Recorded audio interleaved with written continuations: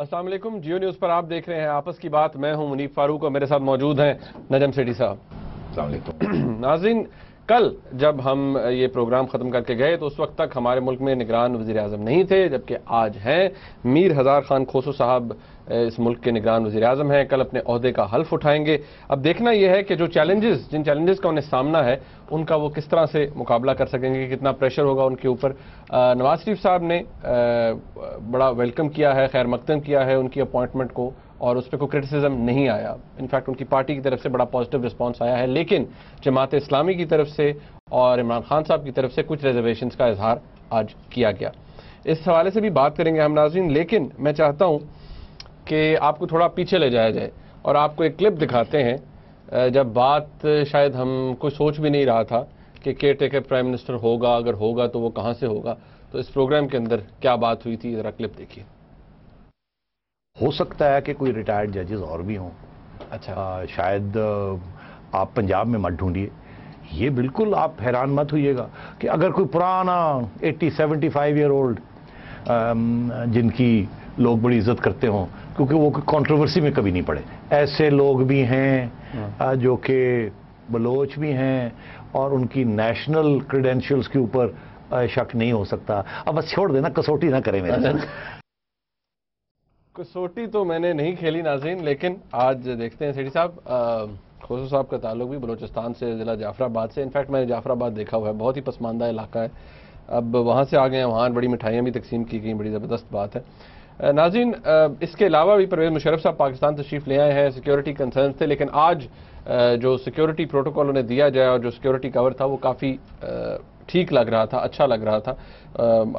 I wish के मोहतरमा बेनज़ीर भुट्टो साहिबा को भी इसी तरह का सिक्योरिटी प्रोटोकॉल दिया जाता तो शायद आज वो हयात होती।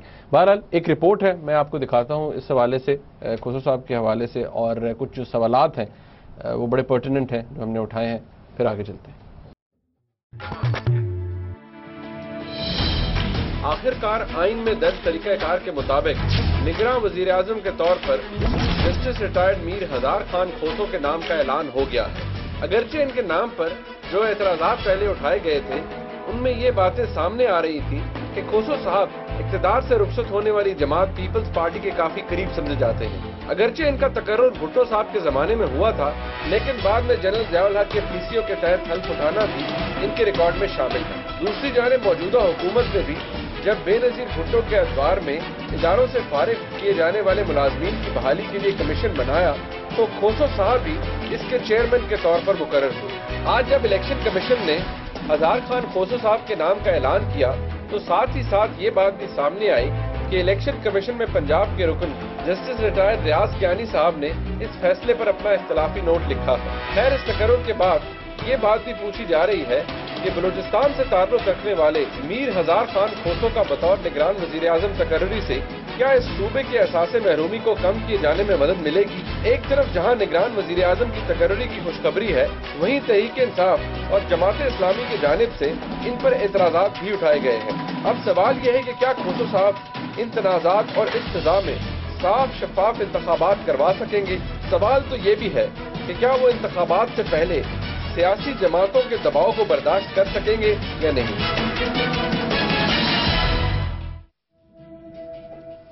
नाज़रीन, आपने रिपोर्ट देखी सेठी साहब, इससे पहले कि वो एजाज सैयद साहब भी इंटरव्यू कर रहे थे और वैसे भी कोई मीडिया से बात की उन्होंने, क्योंकि सबसे पहले उनका इंटरव्यू जियो न्यूज़ को ही मिला और एजाज सैयद ने लिया।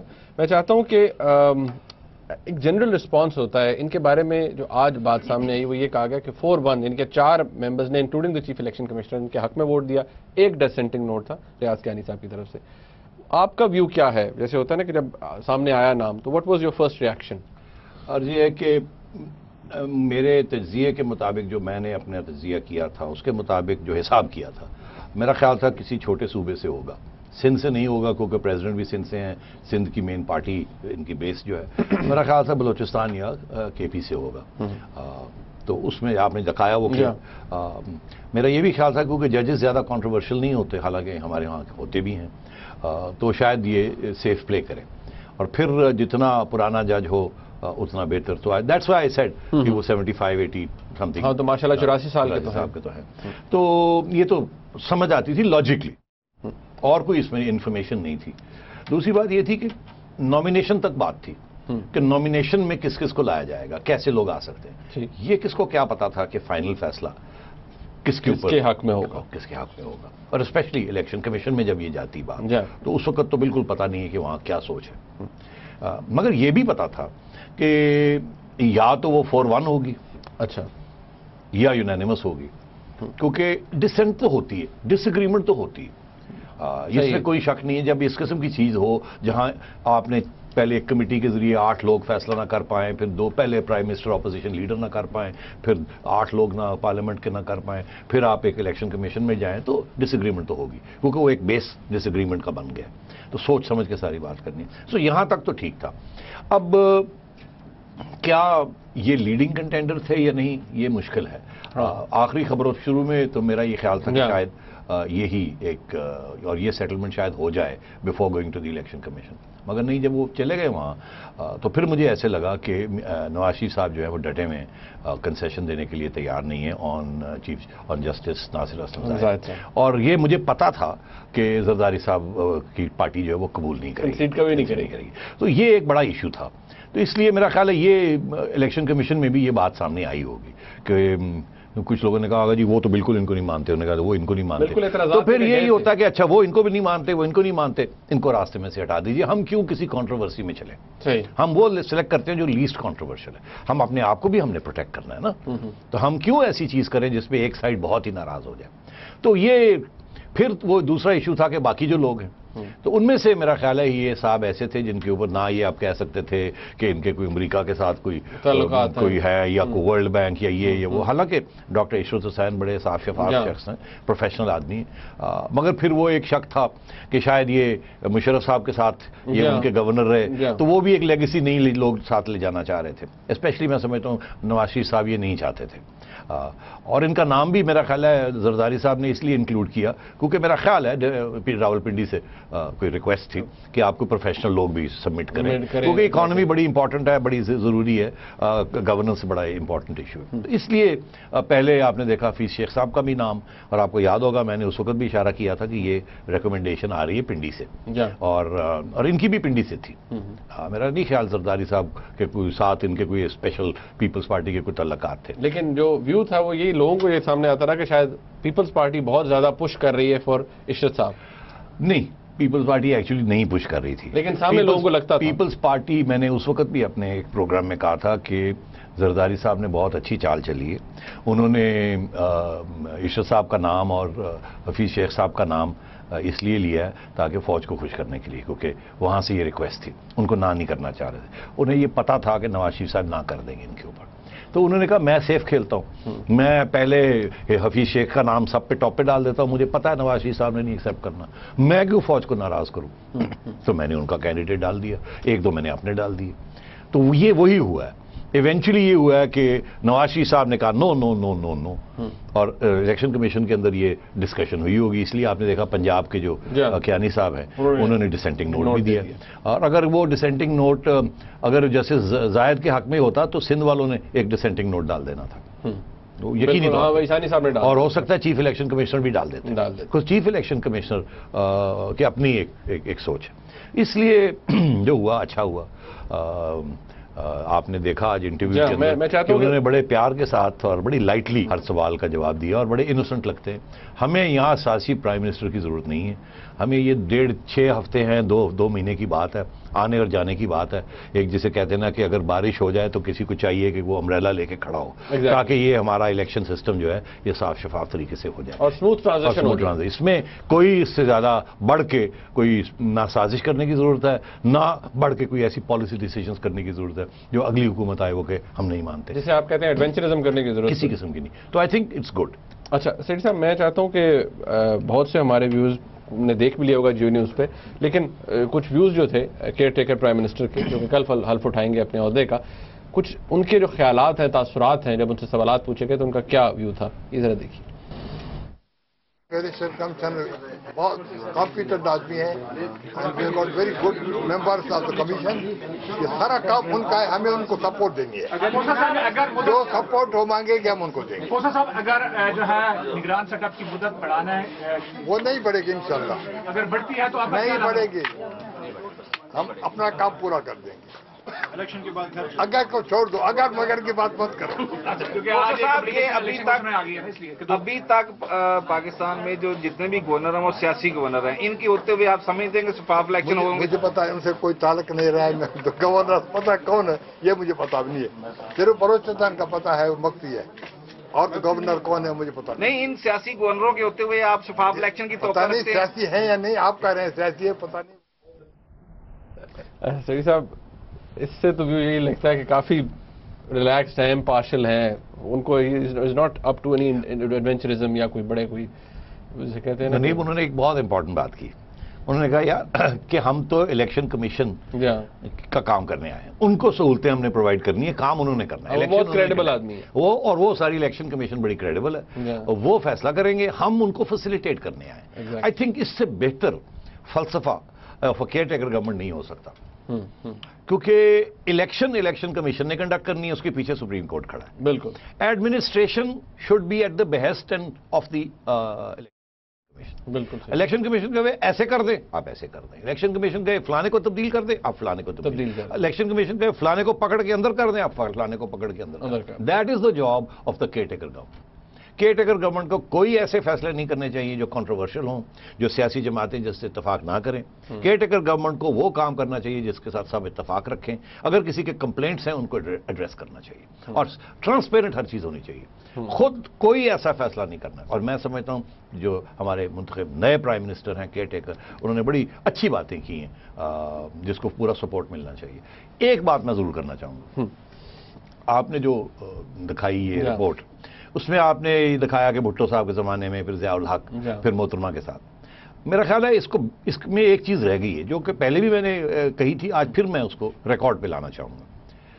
ये साहब जब chief justice Balochistan high court से रिटायर हुए, वही 89 की बात है। जी बिल्कुल ठीक है, उस वक्त ये बने थे। फिर ये 91 में रिटायर हुए। 92 नवंबर में गालबन नवाज शरीफ साहब प्राइम मिनिस्टर थे जब इनको नवाज शरीफ साहब ने फेडरल शरीयत कोर्ट में ये चीफ जस्टिस बने थे। उस वक्त ये चीफ जस्टिस बने थे, उससे पहले एलिवेट हो गए थे। हाँ, चले गए थे फेडरल शरीयत कोर्ट में, लेकिन चीफ जस्टिस नवंबर 1992 में बने थे। 91 में गए और 92 में चीफ जस्टिस बने। तो ये नवाज शरीफ साहब, तो मतलब है ही सर्व्ड बोथ एडमिनिस्ट्रेशंस। और मैं नहीं समझता कि उस वक्त किसी ने भी इनके खिलाफ किसी किस्म का कोई कंप्लेंट किया हो। तो he seems like a good, straightforward, simple person, acceptable to Benazir Bhutto at that time और Nawaz Sharif at that time. तो मैं समझता हूँ एक्सीलेंट, और क्या चाहिए आपको। अच्छा सेठ साहब, अब एक बात जो उन्होंने कही है कि परवेज मुशर्रफ साहब की, क्योंकि आगे जिक्र आएगा, उन्होंने कहा परवेज मुशर्रफ साहब जो भी करना है कोर्ट ने करना है, मैं कुछ नहीं करूंगा। यार देखो बात यह है, बेलें लेनी है उन्होंने, कोर्ट से लेनी है। ट्रायल्स होनी है, अदालतों में होनी है। कोर्ट्स ने फैसला करना है किस स्पेस पे ट्रायल होनी है, कितनी गुंजाइश देनी है, कितनी नहीं देनी। कोर्ट ने कहना बेल कैंसिल हो गई है, तो ये तो everything is in the matter of the courts. इस गवर्नमेंट ने तो कोई प्रोसिक्यूशन नहीं करनी, ठीक। और मेरा नहीं ख्याल इस गवर्नमेंट को प्रोसिक्यूशन करनी भी चाहिए। मेरा ख्याल है कि अगर अदालतें बेल दे रही हैं तो बेल हो, उसके बाद अगली बेल हो जाए। और अगर किसी ने प्रोसिक्यूट करना है उसके बाद, तो अगली हुकूमत जो है वो ये सियासी तौर पे फैसला करे। बिकॉज पुलिस और ये सारी चीजें जो है ये गवर्नमेंट्स के हाथ में होती हैं। बिल्कुल, प्रोसिक्यूशन पुलिस करती है। बिल्कुल, तो वो फिर एक इलेक्टेड गवर्नमेंट उसको करे, एक नॉन इलेक्टेड गवर्नमेंट ना करे। और अगर अदालतें बेलें नहीं देती तो फिर इनको अरेस्ट करके जेल में डालना पड़ेगा। इससे ज्यादा और कुछ नहीं हो सकता। ठीक। अच्छा, एक बात ये कि उन्होंने कहा कि प्रेसिडेंट का, मेरी मुलाकात प्रेसिडेंट से नहीं हुई, गवर्नर्स के हवाले से भी उन्होंने कहा मुझे नहीं पता। आपके सामने उन्होंने कहा जी मैं तो जानता भी नहीं हूं बाकी गवर्नर्स को। आपको क्या लगता है, you know all the governors, क्या ऑन मेरिट तब्दील होने चाहिए गवर्नर्स या नहीं? देखिए ये दो बातें हैं यहाँ। गवर्नर्स का कोई रोल नहीं है इन द इलेक्शन। गवर्नर्स कोई रोल नहीं है, कोई ना आइन में है ना प्रैक्टिकली है। गवर्नर्स का प्रैक्टिकल जैसे कहते हैं मसल मिलती है उन्हें जब गवर्नर्स रूल लगाओ। एग्जैक्टली। जब एक चीफ मिनिस्टर बैठा होगा तो administration responds and reports to chief minister. بالکل ٹھیک. تو گورننس کا اگر گورنر چاہے بھی انٹرفیئرنس کرنی تو گورنر نہیں کر سکتا. اوکے. تو اس لیے مجھے تو کوئی اس میں ایشو نہیں ہے کہ گورنر کون ہے یا کون نہیں ہے. مطلب سیاسی ہے یا غیر سیاسی. It doesn't matter okay. کون ہے کون نہیں ہے. مگر اگر ڈیمانڈ یہ ہوتی ہے کہ جی گورنرز بھی چینج ہوں تو پھر آپ نے دیکھا کتنی مشکل کے ساتھ یہ ایڈمنسٹریشنز بنا رہے ہیں تاکہ یہ 6 ہفتے 7 ہفتے گزارنے کے لیے کتنی مشکلات. تو پھر آپ گورنرز کی طرف ادھر پڑ جائیں گے تو بائی دا ٹائم آپ اگریمنٹ کریں گے تو اس وقت تک تو الیکشن بھی ختم ہو گئے ہوں گے. اس لیے میں نہیں سمجھتا there is any point in going into those issues. اچھا, انہوں نے ایک یہ بات کہی کہ میری ابھی پریزیڈنٹ سے ملاقات نہیں ہوئی لیکن پریزیڈنٹ کا کوئی رول نہیں ہے الیکشن کو کنڈکٹ کرانے میں یا اس پورے کیئر ٹیکر کے نظام میں. تو یہ جو بار بار لوگ کہتے تھے آصف زرداری صاحب کے ہوتے ہوئے الیکشن فیئر اینڈ فری نہیں ہو سکتے, تو یہ تو پھر اب وہ کیئر ٹیکر پی ایم بھی کہہ رہے ہیں.